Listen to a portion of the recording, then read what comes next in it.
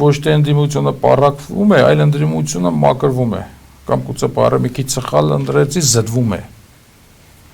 որովհետև այստեղ ինչ է նշանակում ընդդիմություն առհասարակ, այսինքն ուժեր, որոնք ընդդիմանում են տվյալ իշխանությանը։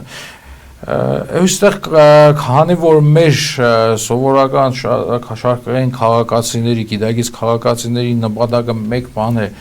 վերականգնել Հայաստանը, կարողանալ շտկել այս ամեն ինչը, երևի հասարակությունը բոլորին նայում են նույն պրիզմայից, նույն տեսանկյունից, բայց այստեղ պետք է հասկանալ, ընդդիմությունը տարբեր են լինում նաև եւ բնականաբար տարբեր պետք է լիներ նաև մեր մոտ։ Օրինակ ընդդիմադիրների մի մասը, այսպես ասած, այդ մարդիկ չեն էլ ասում, որ մենք ենթադրենք ուզում ենք վերականգնել Հայաստանը նախկին սահմաններով կամ ուզում ենք Արցախի հարցը, ուզենք իրանք ինչ են ասում են, չէ, Նիկոլ Փաշինյանը փնտի է, Նիկոլ Փաշինյանը վադն է, նրա փոխարեն մենք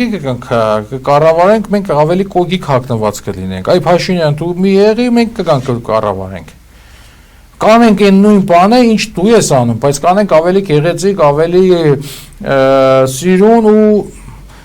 այն որ մենք քո միջոցով պետք է ինչ-որ բան վաճառենք, ուղիղ մենք կվաճառենք։ Կլինի դա, չգիտեմ, մեքենա, թե կլինի ինչ-որ տարածք։ Այսինքն այստեղ ընկալումների խնդիր կա։